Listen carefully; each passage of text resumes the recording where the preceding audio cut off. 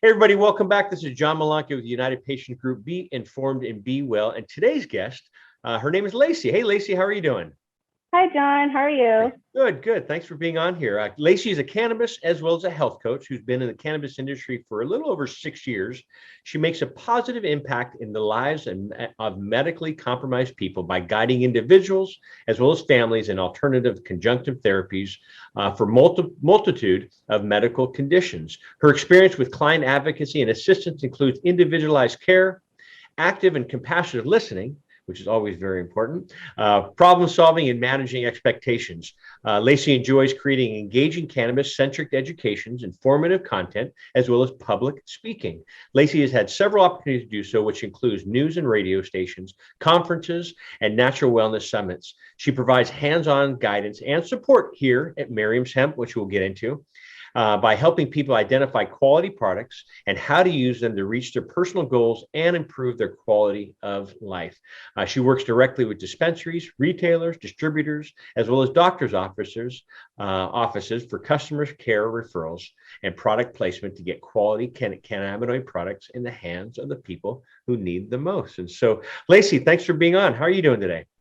I'm great. Thank you for having me. Well, thank you for being on. There's quite a few. So first off, Miriam Hope was the original founding company, and they switched to Miriam's Hemp a few years ago. So I have been working with your organization probably for about 8 or 9 years.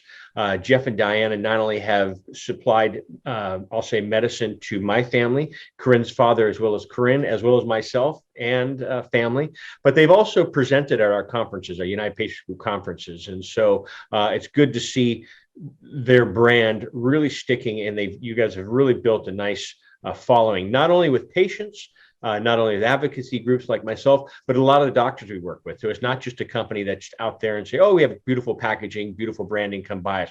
No, you have some top of the line doctors that not only are in this industry, but sit on our board that refer and recommend patients to your products at Miriam's Hemp. So on that note, thank you very, very much for what you and your whole organization do and continue to do. Thank you. I'm going to start.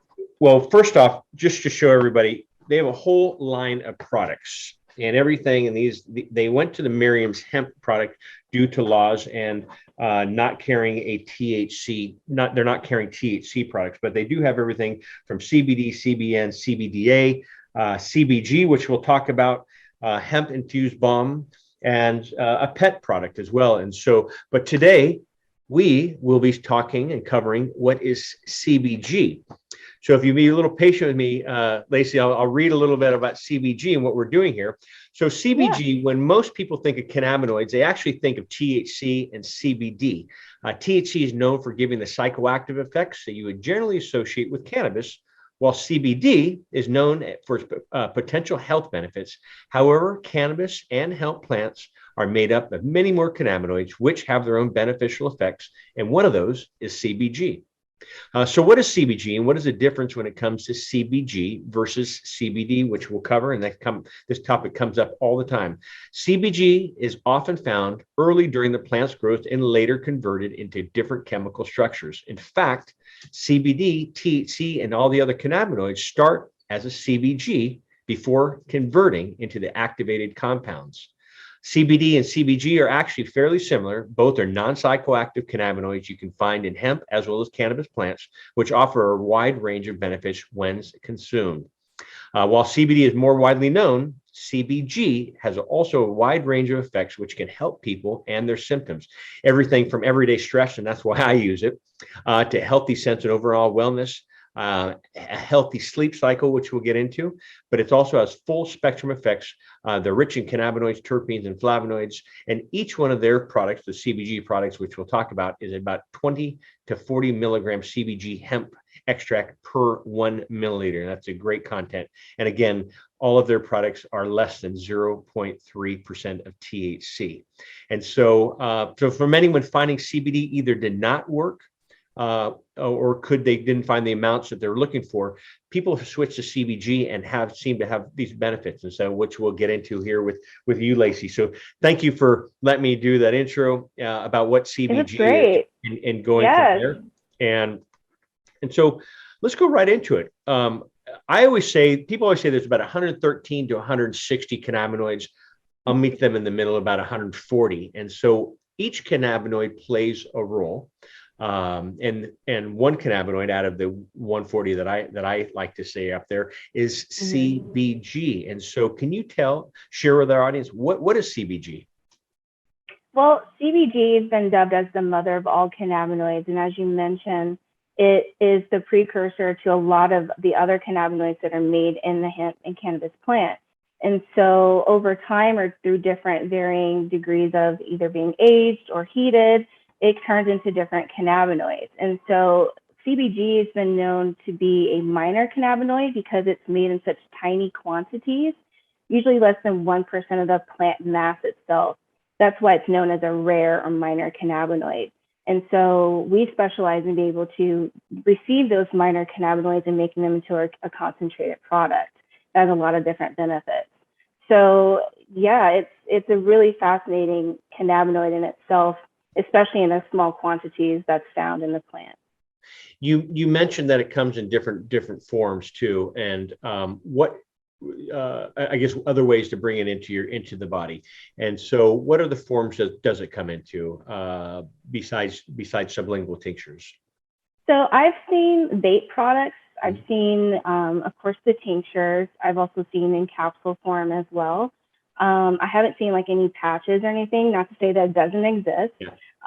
But the most common way that you'll find CBG is in a tincture form, which means it's been alcohol extracted. It's usually what a tincture means. So usually in an oil base, usually MCT or olive oil, in different concentrations. So you are able to have more of a concentrated product and able to dose it a lot easier in an oil form. And with that oil form, when you're administering sublingually, how does CBG affect you? I know I use it for stress, just because I'm constantly going on a daily basis. But some people use it for sleep. Some people, there's some studies showing with helps with glaucoma, and the list goes on. And this is the part that I always, people always ask me about cannabis and different cannabis products. Does it work for this? Does it work for that? And a lot of the presentations that I put, and I know you speak publicly as well, I will usually have a roll of duct tape on my screen, and people look at me like, hey, the wrong slide up there. And I always laugh and I say, it's funny, I receive so many questions about cannabis and the different cannabinoids, and does it work for this? Does it work for that? And I say, I don't want it to be like 1,000,001 uses of like duct tape, but when you really get down to it, it's pretty amazing. And so can you share some of the effects that CBG has been studied and proven to cause? Well, everything that we do here is based on research. So everything that I share is going to be based on research. And what research is suggesting is that CBD may help to reduce inflammation, address neurological disorders, promote restful sleep, stimulate bone growth, and antibacterial, anti-tumor properties, may help manage skin conditions, glaucoma, and mediate bladder dysfunction like IBS, for example. So it has a lot of potential benefits and a lot of overlapping benefits of other cannabinoids as well. Pointing out little snippets like that is really important, because perfect example, I have I'll use examples. My friend, he says, hey, John, my mom's using CBD. It's wonderful. And I know we're talking about CBG here, but when he said my mom's using CBD, and I go, what's the brand? He goes, I don't know. I went down to the dispensary. Hasn't been tested. I don't know. Do they grow it themselves, or are they white labeling? I don't know. And it's frustrating. And this is the part that why this educational piece, why we do these educational pieces with companies that we really feel stand out, because there's so many different options out there. Some are good and some are bad. I mean, even with the supplements that I put in my body that are non-cannabis supplements, I researched them before I put them in there, just because it has a beautiful label, and the company was like, oh yeah, I think I've heard of that company before. Please, for our listeners, research what you're putting not only inside your body, but on the outside of your body with different products. And so again, this is another reason why I wanted to get Lacey on the show and talk about the benefits, because it does come up. Nowadays, I think society, not only here in America, but overseas, they're starting to take care of their health, realize, Yeah. what, health is really important and other opportunities are coming up and other options. And cannabis is an option that has been around for a while, especially here in California, since, I should say, at the medical level, it's been legal since 1996. Cannabis has been around for 5,000 plus years, and the different cannabinoids are being introduced each and every day, and sharing that. So with these, I guess, can you share some of the benefits? What are the benefits of CBG?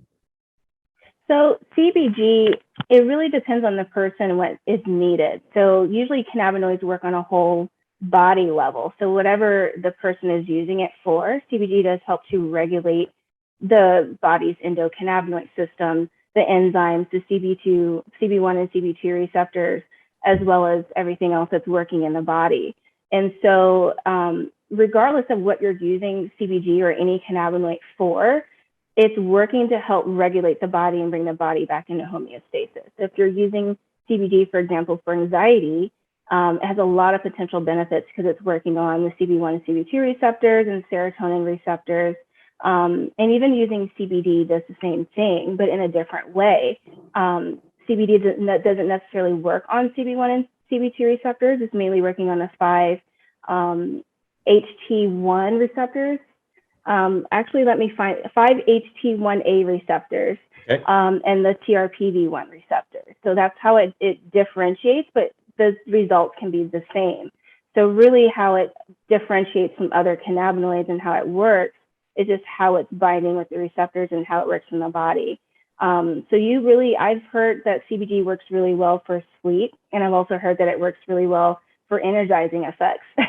So depending on the concentration, how much you take, and the time of day, you can have completely different results with the same product. So it really is an individualized therapy and an option for a lot of people.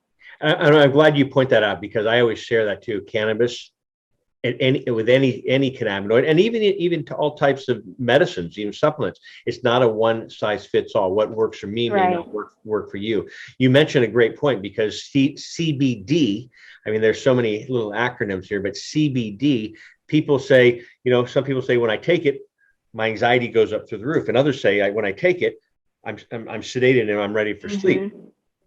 That I take a CBD product that I take in the daytime, it's fantastic. One, a dropper full. And at nighttime, if I take that same CBD product, 2 droppers full or 3 droppers full, I sleep like a baby. And so you're sharing that CBG has the same type of, I guess, mechanisms of action. Wow. Yeah, exactly. Okay. It really just depends, like you said, like the time of day, how much you take, how often you're taking it. If you're taking it every day, multiple times a day, or do you just take it as needed?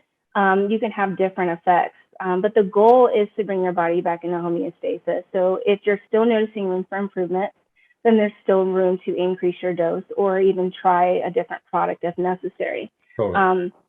But I usually tell people to try, at least 3 to 4 weeks at a starting dose, and then increase, every 3 to 4 weeks as needed. And then you just kind of see based on your results, do you need to increase? Do you need to decrease? Maybe you need to add CBDA or a different cannabinoid to your regimen. So monitoring your symptoms, journaling, paying attention to what you're seeing makes a huge improvement in the results that you see, because then you can kind of tailor what you need and how to get to your goals. So yeah, it's very wide range. It covers a lot of different physiological processes and can be used for just about everything, but it really just depends on who you are and what you need it for and what your body needs it for. And what your body, and you saying journaling, I share that with everyone. Journal. How do you feel? Yeah. How much food did you take? It didn't work for me. Did you have a big meal? What other things? Did you have fatty food? 8 cups of coffee earlier in that day? And is that a reason why you're saying it doesn't work, because you're still awake? And so journal. It's a great point. So thank you for sharing that too. Next question. What are the risks of CBG? Well, research hasn't quite caught up with the risks of using cannabinoids long term, but I can say it's very similar to CBD. Usually for people that are using like high doses, or maybe they're taking quite a bit to start with, they might feel nausea, upset stomach, For some people, in all honesty, diarrhea, but it's usually the amount of carrier oil that's being ingested and not the cannabinoids itself. It's just, it can cause that in some people, as well as lethargy. But there's not enough or an amount that can kill you. So there's no lethal dose using cannabinoids. If anything, you just might feel just a little off, and then you can just kind of resume, back to your normal activities. But what I will point out is not a lot of people know to space cannabinoids from their pharmaceutical medication, which is where most of the risks are. So typically 2 to 4 hours before or after pharmaceutical medication, just to reduce the likelihood of drug interactions. And even better, consulting your doctor or a pharmacist before you get started, so are there potential interactions, and if so, what those interactions might look like. So if you do present them, you can attribute it to, maybe I added CBG or another cannabinoid, and it's making me react a certain way. So Lacey, does CBG interact with medication? This question comes up quite a bit. It has the potential to. We typically suggest that people contact their doctor or pharmacist to see if there's a specific enzyme. Usually for CBD and for minor cannabinoids, the CYP450 2C19 enzyme is the receptor, the enzyme that actually interacts with pharmaceutical medication. So you can ask your doctor or pharmacist if there's a potential. There's also ways you can Google it and see for yourself if you don't want to include any additional assistance. But there's a potential, and typically a 2 to 4 hour spacing window is efficient or sufficient for spacing to reduce the likelihood. But there's no 100%. We can't guarantee that there's not going to be any kind of interaction at all.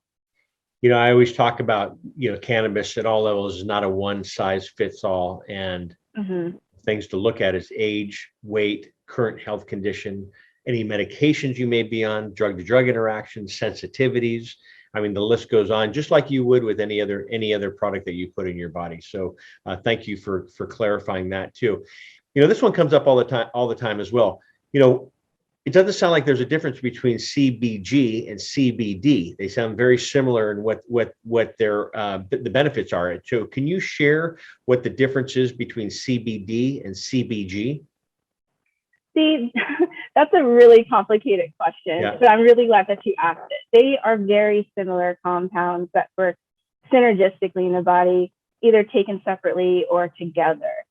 The main differences between them are the ways they interact with the endocannabinoid system, and how CBD doesn't interact necessarily with the receptors, CBG does. And so research is suggesting that it's actually a little bit more effective in stimulating the receptors, and people seem to get a response quicker. I can say that from a lot of the customers and support calls that I have with people, is that for anxiety, for example, they can take CBG and find relief within the same day or if in the same week. For some people, CBD needs to be built up in the body over time, called saturation, and which can take 3 to 4 weeks up to a couple of months, depending on how chronic their condition is. So we're seeing, and what research is suggesting, that CBD is just a little bit more bioavailable than CBD in the body, and getting the effects that you're looking for, you might be able to find that a little quicker using a CBG derivative or a concentrated CBG product. Not to say that CBD is not effective, you just might have to wait a little longer to see the results that you're looking for, just because how it's working in the body. So over time, that's how CBD works. And so it's not I take it once or I take it for a week and, I didn't see results or improvements. You might have to be taking CBD multiple times per day for a couple of weeks or a couple of months to see the results that you're looking for. So just kind of managing those expectations. CBD, on the other hand, might work a little faster. So if you're new to using cannabinoid therapy and you want to choose a product to start off with, maybe CBD might be the product for you for looking, for relief or something in a quicker amount of time. Great, thank you for that. And then the question always comes up as well is, how do I choose and how do I buy not only the cannabinoid products I put into my body, but different cannabinoids. I know you carry quite a bit from CBDA, CBD, CBG, CBN, and so can you share what makes you stand out, Miriam's Hemp stands out when it comes to putting a product to market for your customers and clients? Yeah, so we like to again point to research and what research is suggesting. We never tell people what to do. We want people to make their own educated decision. But most people using Miriam's hemp products are using it as some type of therapy or some type of regimen. So a lot of people are using it for some type of reason. Medically use. As a company, we can't make any claims, but we have seen a multitude of people using it for many different things across the board. And I would say that most people really don't know where to start. And so we like to say, start with something that is not as concentrated. So if you're a beginner and you want to try CBD, for example, maybe start with the daily 25, 750 milligrams. It gives you a pretty good idea, like, do I like the way this product tastes? Is this, am I finding results, at a smaller dose? Because a lot of people need high concentrations. There are people that do, but you might find results with 5 milligrams a day. I have met grown men, 200 pounds, that respond beautifully to 5 milligrams, and they don't need to increase or go to a higher concentration. Yeah. But if you have, a chronic condition or something like that, you might need something a little stronger. But you always want to start off with a beginner product, something that, you can kind of ease your way into. And if you need to continue increasing your doses, then the concentrations will continue to increase with you. So I would say most people start off with a CBD product because it's more familiar and it's been around a little bit longer. It's just more prevalent in conversation and dinner table talk. Yeah. Minor cannabinoids really come into play when people haven't seen improvements with CBD, or they're looking for additional support with sleep or with anxiety. Then they might add CBD, or they might add CBN. CBDA is actually a little bit more bioavailable. It's like actually 10 to 100 times more bioavailable than CBD. So people that haven't received the results that they're looking for with CBD might add CBDA, and that just might be all they need. So we have like a one-to-one product for those individuals. So I would say minor cannabinoids are a really great support to a CBD regimen, or just using minor cannabinoids to focus on specific conditions or results that you're looking for, or specific symptoms, is a really great place to start. So starting low and slow is still, the starting point, and then just kind of increasing from there and getting a product that can sustain that type of protocol. I'm one of those 200-pound men that are very, very, very sensitive. I mean, less is more. I find success with 2.5 milligrams up to 5 milligrams. And if I take 10, I feel it. And I always share with our listeners and people that call that the goal is not to be high. The goal is to get healthy and bring that body back to balance. And so the topic of what we're on right now, CBG versus CBD and the other cannabinoids you mentioned, is there any psychoactive effect when it comes to CBG? There's no psychoactivity when it comes to CBG, so there's no risk of getting high or anything like that. I will say that all of our products are full spectrum, with the exclusion of the THC-free products. So there are trace amounts of THC in the product. So if you did drink the whole bottle in one sitting, that might be a different story. Yeah. But if you're using the product the way it's intended, there's no psychoactivity when using it. And thank you, Lacey, for this educational piece on CBG. And for those of you that have not been to Miriam's Hemp website, please check them out at miriamshemp.com, or go to our page, United Patients Group, and they're offering a promo code there for all of our listeners as well. So, Lacey, thank you for being on. Thank you. Thank you for being on here. Thank you. I appreciate it.